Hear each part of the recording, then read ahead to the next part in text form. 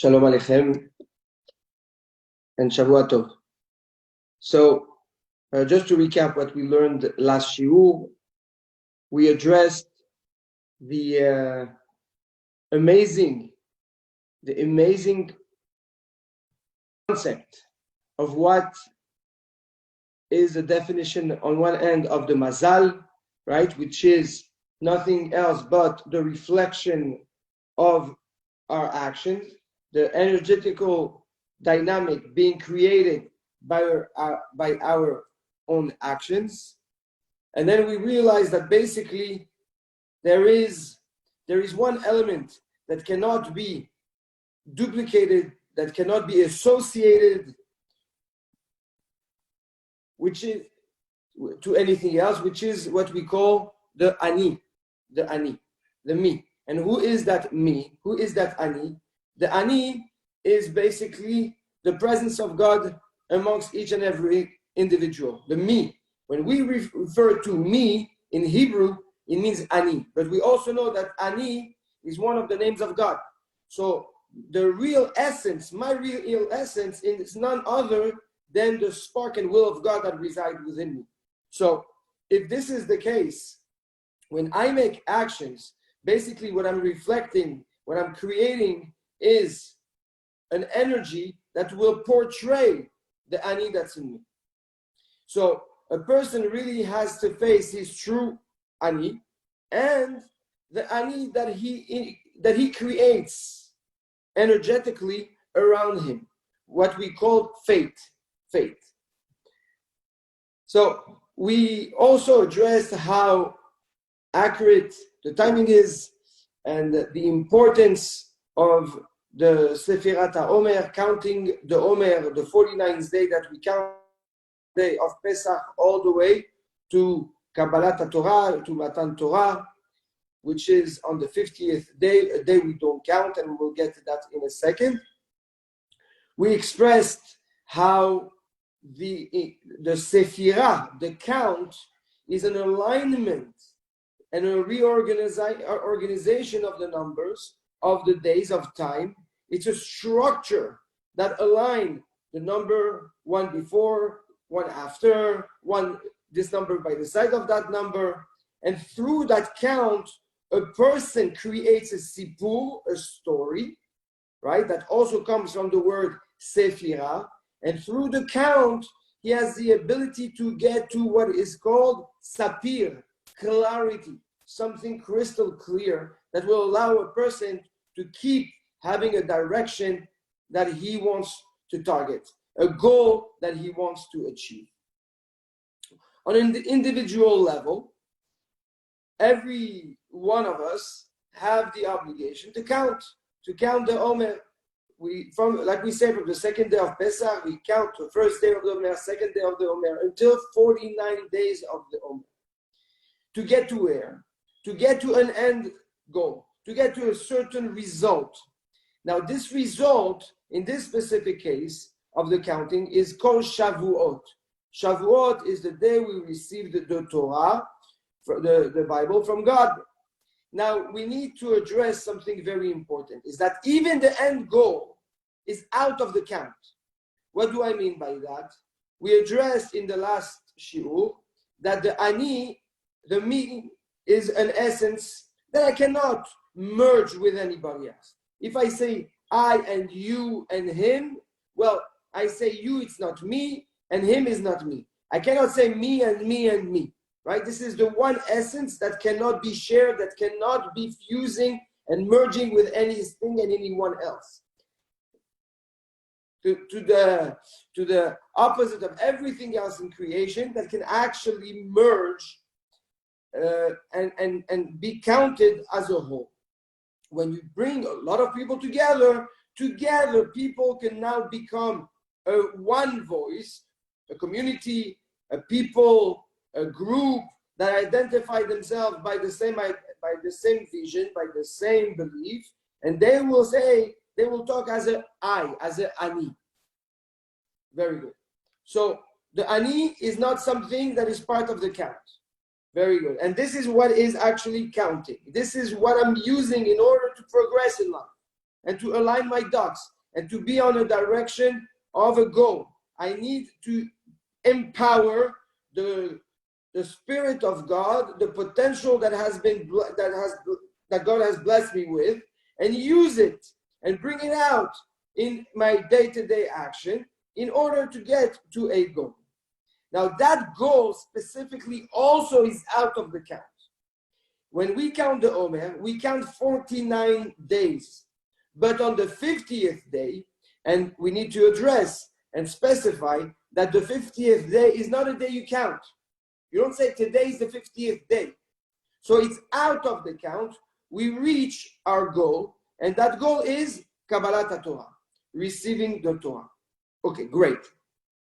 What's amazing is that this individuality, this individual work that each and every one has to do to count and prepare themselves to that end goal, to reach that famous day, is also something that is applied on each and every one of Am Yisrael.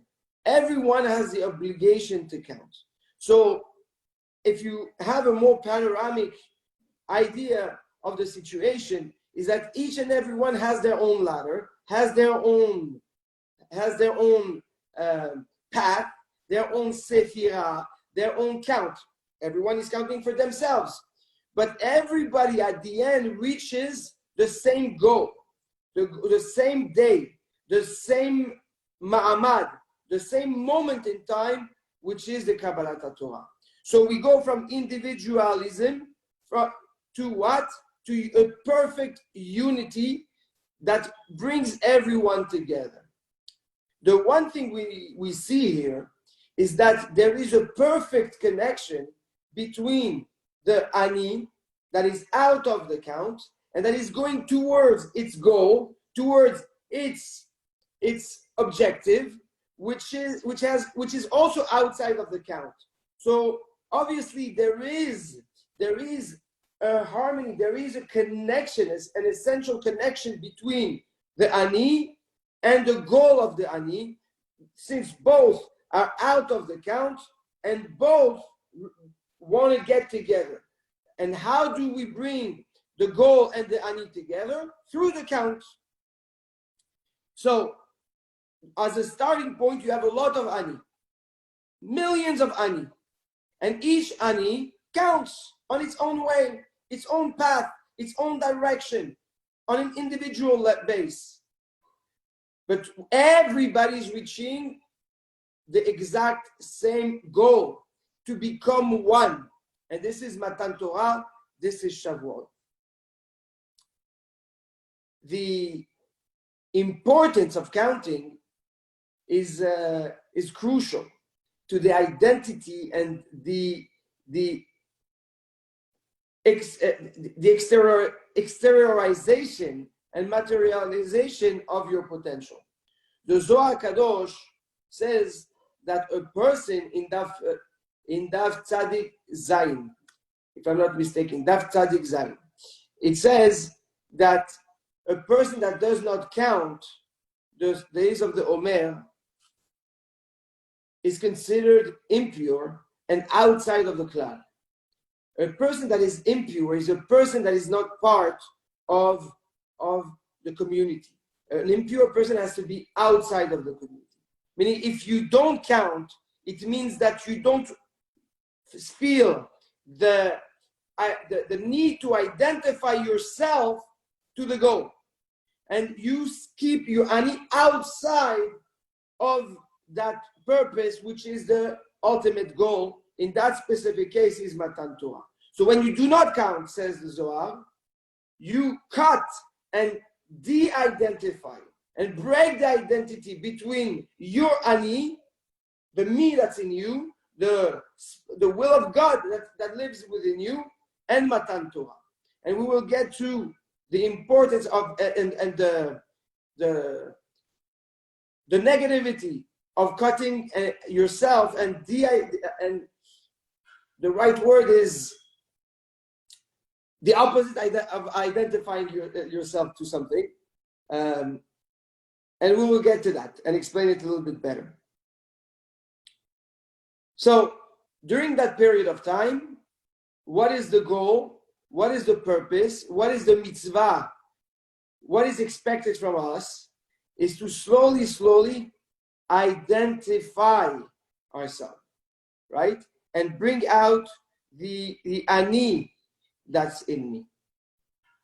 And learn through the ani that's in me to start sharing, to start identifying with others, to start creating what is called a yachas, a relationship, a connection. It's only when you have an ani, that when you are you, that you can actually bring out the you that's in you, the ani, and share your ani with others.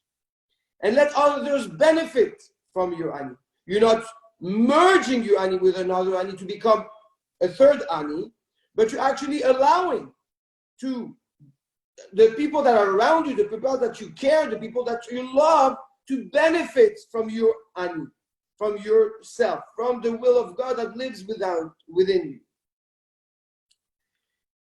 And like that, you get to a point where you are so immersed and so connected and so giving and so sharing with the people around you, that when you get on the 50th day, on day 50, on the day of Shavuot, you become one.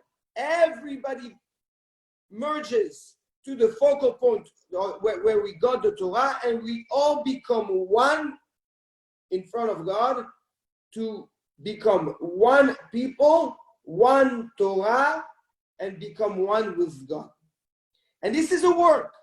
It takes 49 days of hard work, of count, of productivity, of bringing out your ani in order to be able to share, to be able to relate, to be able to connect. This is not something that comes natural. How come? How come? Well, the Rambam and Shlomo HaMelech in Kohelet also brings it, says that the world is filled with a lot of selfishness. It's filled with lies. It's filled with people that have ulterior motives, that are bitter with life and destroy the harmony of connection, the harmony of unity. Why is that? How come? What's the problem? Since if there is an ani inside of me, what's stopping me from being the ani? So the Gemara, the tractate in Masechet Shabbat, page Kuf He, the Gemara on the pasuk Lo yeh becha el zar, you should not have in you a foreign god.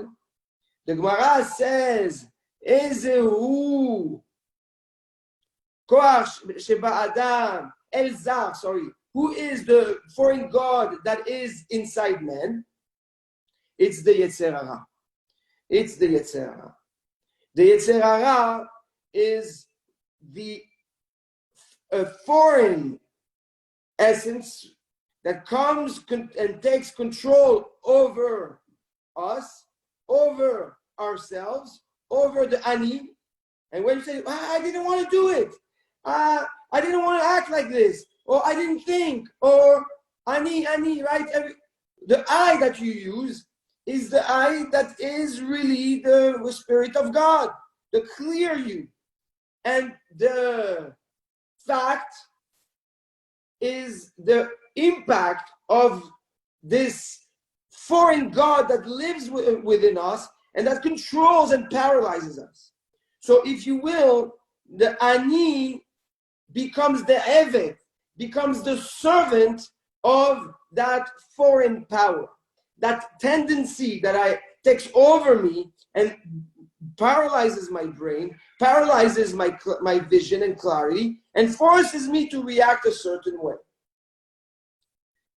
Interestingly enough, the only individual, according to the Torah, the only individual that does not have the ability to share, to relate, and have yachas, and have a relationship, and a identity with, a parental relation with, it's the Eved, is the servant. The servant, his kids are not his kids, his brothers are not his brothers, his parents are not considered his parents. He is totally isolated. And why? Because he's so under the oppression, under the service of his master, that he has no ability to relate and share anything with others. This is the definition of a servant in the Torah. So, if you are under the influence of the Yetzer Hara, if you are under the influence of the negativity, the flaws that are in you, as we mentioned in the past, in the name of the Sabah Kadisha, that we have one fundamental trait that is good and one fundamental trait that is negative, that is bad. So if you let yourself behave and live based on this Yetzer Hara, on those tendencies, then you are nothing other than an Eved, than a servant. And if you're a servant, what does that mean? That means that you are disabled to, and you're not capable of sharing. That's it. Your ability to enhance, to enlighten, to share, to partake, to relate is completely inexistent. Just like the definition of an Eved. The scary part is that how many of us, if not all of us, find ourselves saying, I wish I didn't do it, or this is not what I meant, or I didn't want to do it, I didn't want to say, or there's this conflict between the I and the action, the I and the Yetzer Hara and the tendency. So everyone is somewhat an Eved, a servant to our Ani is a servant to this Yetzer Hara. The period of Sefirat HaOmer is to build this clarity, to build through a process, through a count, through the alignment of our dogs, through a guidance, a direction, 1, 2, 3, slowly going up the ladder, we bring what is called the sapir, the clarity. We bring back clarity to our lives and slowly start sharing and connecting and have a yachas with the people that are around us. And start identifying ourselves, sharing and bonding and connecting and giving. And the work of the fusion or the relationships start to happen. This is the purpose of this period of the year. If this is the case, and now we understand better the importance of the count and the danger of not counting, because that means that you're impure, you exclude yourself. If you don't count, that means you choose that your ani is a Eved, is a servant. And by default, you choose to stay a servant and not enable yourself to start sharing and opening your eyes to the potential and the ability you have to overflow your wisdom, overflow your kindness, overflow your energy, and enhance and impact the people around you. Very terrible, says the Zohar. Impure, disconnected. This gives us now more clarity on the reason why the students of Rabbi Akiva perished during this period. The rabbis tell us that the reason the 24,000 students of Rabbi Akiva perished during this period, lo nahagu kavod ze laze. They didn't show kavod to each other. That's the simple understanding. But the deeper understanding, lo nahagu kavod ze, they didn't give the kavod of ze, laze, to the other. Meaning they didn't give which kavod. What type of kavod? The kavod of ze. What is ze? Ze is the numerology 12. 7, zayin and he. 7 and 5 equals to 12. which refers, says the Or HaChaim HaKadosh, Saba Kadisha Alav Shalom, and many more, that the Zeh, that represents in the Torah the Achva, the unity, the harmony, the love between the brothers. The Or HaChaim HaKadosh explains, Alchu Mizeh, when Yosef goes and looks for his brothers, the person that he sees on the road tells him they left from Zeh. They left from the heart, from the unity of the brotherhood. And this is why Yosef HaTzadik also asked his brothers to take his bones out of Egypt with him. And he says, Mizeh itechem. Tikhu et atzmotai mizeh, you will take my bones from this. Mizeh itechem. From the achva, through the achdut. So zeh really means harmony, unity, brotherhood. Lo nahagu kavod zeh, they didn't give the kavod, they didn't respect the harmony and the love of the brotherhood between each other. So by default, for some reason, they went against the purpose of that time of the year, and Hashem made an example. Instead of building the harmony, instead of building the ani, they nurtured the eved that's in them, that separated, that seizured the bond and harmony of the brotherhood between the students. Until Rabbi Akiva himself rebuilt the world of the Torah with 5 students, and one of them is Rabbi Shimon Bar Yochai. Rabbi Shimon Bar Yochai, as we know, was 12 years in a cave, trying to escape and hiding from the Caesar of the time that wanted to kill him for expressing his opinion on Rome and their influence at the time. So he went with his son Rabbi Elazar and hid in a cave for 12 years. We know the story. Rabbi Shimon goes out of the cave and he hears that there's a rumor that the Caesar died, the person that wanted to kill him died. So he's free, he's safe. He goes out and he sees a man working the land. And he got so upset he couldn't understand. How can you waste your time working the land? And the Gemara tells us he turned the man with his eyes into ashes. So God tells him, this is what you left the cave to destroy my world. Go back.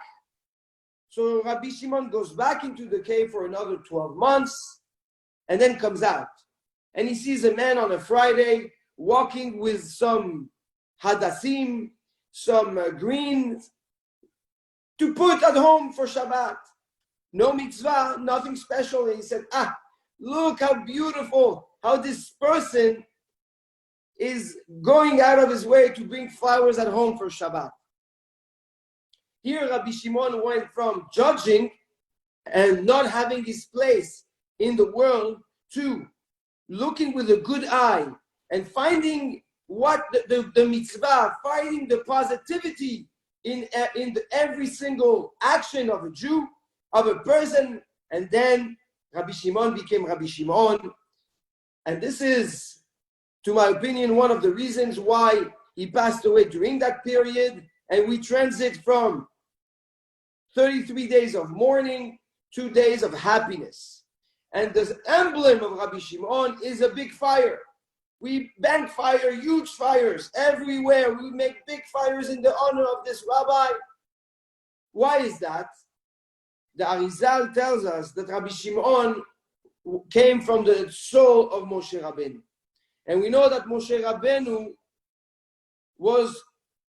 had in him and was Shakul Keneged Kol Israel, represented the entire Jewish people, the entire community. So Rabbi Shimon himself too was able to go from a judgmental eye, from an eye of how can this guy waste his time, and questioning and judging, to a place of love, to a place of upliftment, of sharing, of connecting.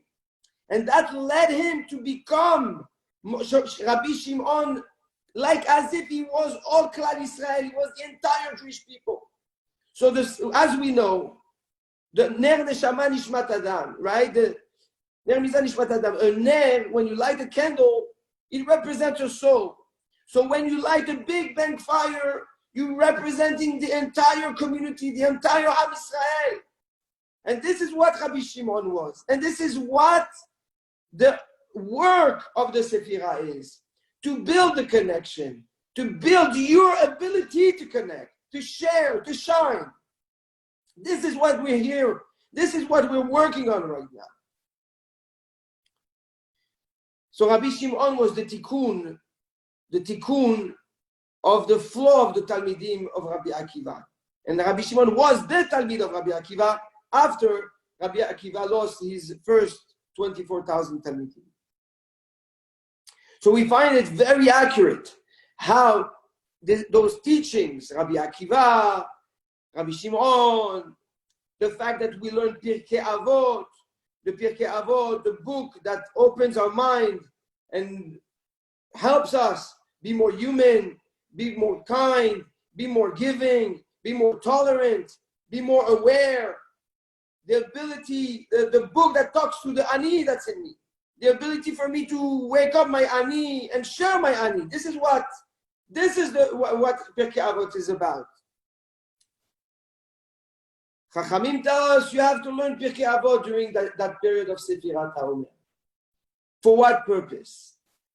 So that all our neshama, every ani of every single one of Am Yisrael is now open, has blossomed, to be able to now merge and fuse on the day that we all get to, that we all gravitate to, in our own ways, in our own count, the day of Matan Torah, the day we receive the Torah, the day where we become one with the Torah.